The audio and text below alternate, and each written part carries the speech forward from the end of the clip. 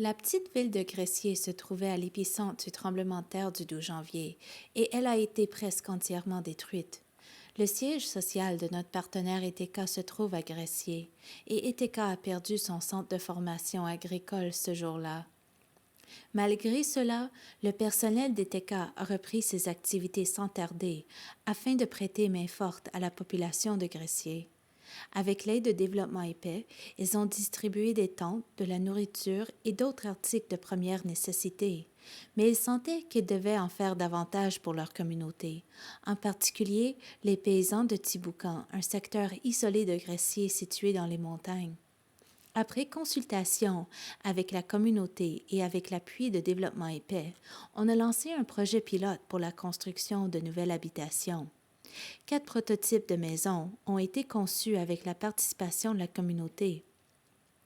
Les logis de 2 ou 3 pièces seront permanents, construits avec des matériaux locaux et conformes aux normes antisismiques.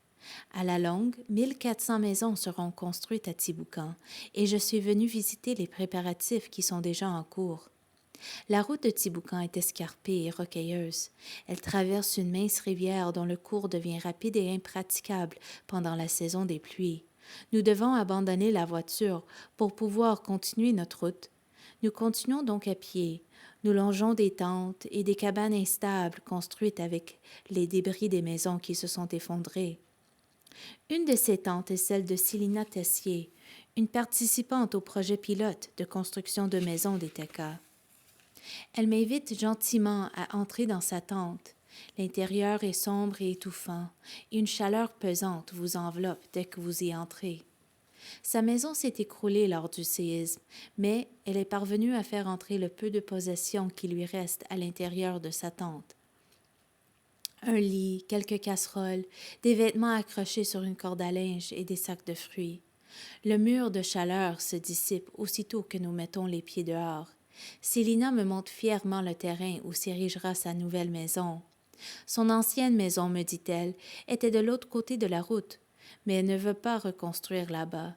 Ce terrain, elle me dit, recèle trop de mauvais souvenirs pour elle. Célina a commencé à réunir les pierres qui serviront à construire sa nouvelle habitation. 9 de ses voisins l'aideront à la construction et elle les épaulera à son tour. Yvan Fils-Aimé est l'un de ceux qui viendront en aide à Célina. Il a lui aussi perdu sa résidence dans le séisme. Il était charpentier, mais il me dit qu'il n'y a plus de travail maintenant.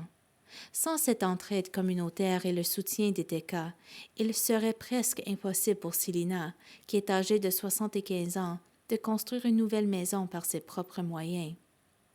Yvan aura lui aussi un nouveau toit bientôt, et il est très enthousiaste à l'idée d'offrir un nouveau départ à sa famille.